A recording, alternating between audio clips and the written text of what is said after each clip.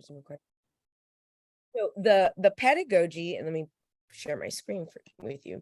The pedagogy portion of the exam, it refers to here the teaching of, like, how is it that you are going to plan instruction for your students that is appropriate for all of them wherever they are. And so for LOTE, that means also where they are skill-wise, right? To plan accordingly. That's like another added layer of things that LOTE teachers need to think about when they are planning the skill level, the engagement level. Let me open up LOTE for you here. I did send you the videos for LOTE. Yeah, I already watched them and they were very helpful. Excellent. I'm so glad. I'm going to also send you, after we finish today, I'm going to also send you another playlist. Now, this playlist is the playlist for the PPR. And that's all that pedagogy is the PPR portion of it. And so I go into super detail about instructional planning, and super detail about implementation of strategies, implementation of activities, ways to increase oral language proficiency, all of that stuff in greater detail in those PPR videos. So I'll send you a few.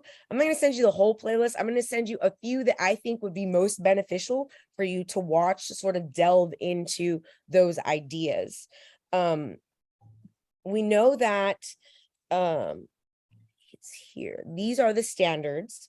Yeah. And this is where the exam comes from. And so the portion that you are having difficulty with is standard 2, and that is the LOTE teacher understands assessment and instruction and applies this knowledge to monitor or watching their progress.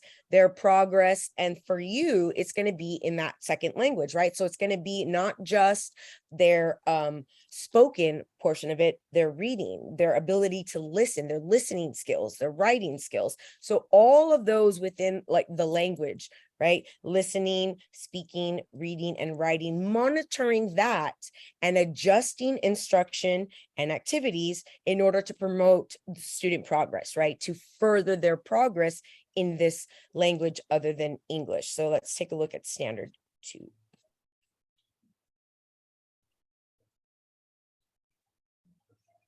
So it is very important that you have a solid understanding of this standard. And that means that you should do a close reading of it. Print this out, and you will dialogue, have a conversation with this text. Now, in English class, we call this strategy annotation, right? You're annotating the text, you're engaging in a little bit of metacognition, and that's you monitoring or thinking about your thinking. Meta means me and cognition is thinking, and so your own thinking. And as you dialogue with this test, and specifically in deep detail, standard 2, because it pertains to pedagogy, I want for you to, whenever possible, rephrase things in layman's terms in your own, like, what does this standard mostly mean? So this standard, if I were to rewrite it in my own words, means that the language other than English teacher needs to be able to plan instruction appropriate for all students, monitor their progress during activities, assignments, via assessments to promote, their success in the second language or in this other language. So a deep reading means that you're reading through each of these substandards. And if you'll look on the left-hand column, you have the knowledge standards. These are things that you have to know before you get into the classroom. You have to know the importance of multiple, ongoing, informal, and formal assessments to inform and document the development of students' knowledge and skills in communication, including extemporaneous opportunities. If you don't know what extemporaneous opportunities means, either ask someone or look it up. And that just means you are always collecting data. That's what this standard is talking about. It's talking about using you came in and Raul just came in and I'm like, hey, ¿Cómo andas, Raúl? ¿Qué hiciste este fin de semana? And he's like looking at you, just kind of staring at you. Then that, you know, I just assessed that all of those words and that phrasing too advanced for his skill set, right? In Spanish. Yeah.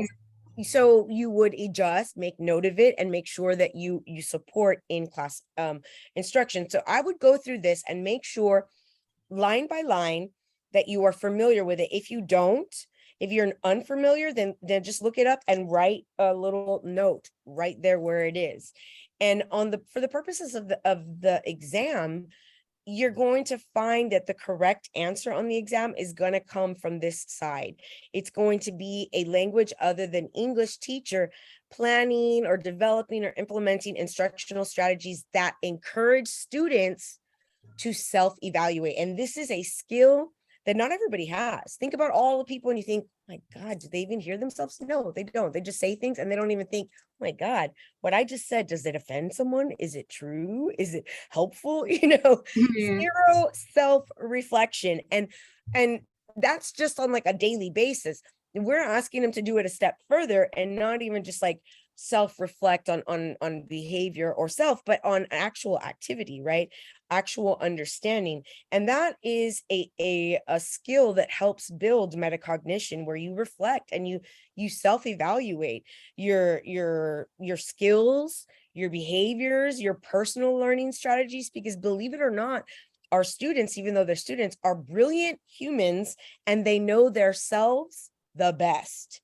So like my daughter, my fourth child, because I have five, she is a second grader, and the week before school started, she got COVID, and so we missed Meet the Teacher, and it was super bummed. She came second day of school, and I said, "How was it?" "It was awesome. I love my teacher." She's like, "I'm so sad we missed Meet the Teacher," and I was thinking like maybe they got us.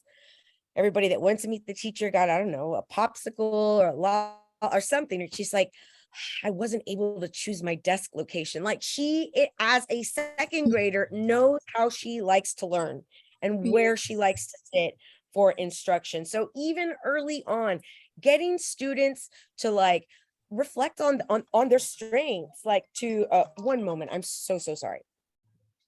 I'm so sorry. Can I call you back? I'm with it on a session. No worries at all. Okay, thank you so much. Bye. So they are their best guides to how we can help them, right? But they're not even going to know if they don't take time to like reflect and know. And that's something that we have to teach them. And so providing opportunities, planning and developing and implementing those opportunities for them to self-reflect, self-assess, to think about their thinking, to think about their understanding is something that you are supposed to be doing. And you'll find that the things listed on the right-hand column, which is the application, this is what we need to be able to do in the classroom. Left-hand side, what we need to know, and then taking all of this And and how I apply it. applying it. Yeah, Yeah. exactly. And so have you done a close reading of this document yet? Yes, I did. I'm You so glad. explained all of this in the videos. Yes, Yeah. absolutely. Fantastic. Do you have any particular questions for me? No, really. I think I missed the exam just by 1 point. Oh, Yeah. I think I feel prepared. It's just that yay. I think the time is like very short for the questions that we get. Like the questions are longer, and also the answers too. So Yeah, it's I not straightforward. They create these exams. It is a critical reading test, which means that it's not just straightforward. You have to sort of look at what they're like, what are they really asking me? And the added time factor creates pressure, which is what makes this exam so difficult. So very rarely is it a matter of like the educator not understanding the material or their content. It mostly is a testing situation, understanding the quirks of the test and how to read, you know, into what is the question asking me? What is the goal for the educator for the language other than English teacher? What is she trying to do? Is she assessing? Is she trying to get them to be motivated? Is she trying to get them to be interested in the culture or the language? What's the goal? And then framing it that way to eliminate those questions. And I remember I just told you that students are the best gauge of where they are. You know yourself better and you know if you're ready. And so really, I just needed to talk to you to assess whether via you with this extemporaneous assessment opportunity to get that because you know when you have that missing link. Like I feel confident to go in there, and I think with just watching the videos you'll be fine this next time around. Yeah, like this section, like the standard, what the teacher knows and how to apply it, it's like very helpful. So I know for the next time. And I Absolutely. would like to apply some strategic that time that I'm taking the exam, like Mhm. maybe not spend like 1 or 2 minutes in the same question, look for bad words and eliminating everything that doesn't look like good for Right, and so the that's key. environment that we want to for the students, right? So Absolutely. So you want to identify keywords and phrases and make sure that you've also identified the goal for the LOTE yeah, teacher in the scenario. If it's has to do with planning, make sure that it's a planning thing. Pay attention to words like before, during, and after, because we do different strategies that are not, that it's not, when they tell you most appropriate, most beneficial, most effective, it's because they probably gave you more than one effective. One is more or most effective based on the keywords and phrases. So if they say, Miss Salceda's Spanish, seventh grade Spanish class is having difficulties with comprehension during readings, right? And so that you're going to have to choose a skill that would be helpful during the readings. There are strategies that we use before. There are mhm. strategies that we use during, and there are strategies that we use after. So paying attention to those time markers, and sort of being mindful of your time and going through your answer choices and eliminating them based on how they don't match up with what the goal is and your keywords and phrases, and then moving on. Don't go back and change answers. Yeah, no, that's the worst thing we can do. Absolutely, Go absolutely, back and just being overthinking about the answer that we chose. absolutely. One moment, please. Hold on. Yeah, but this section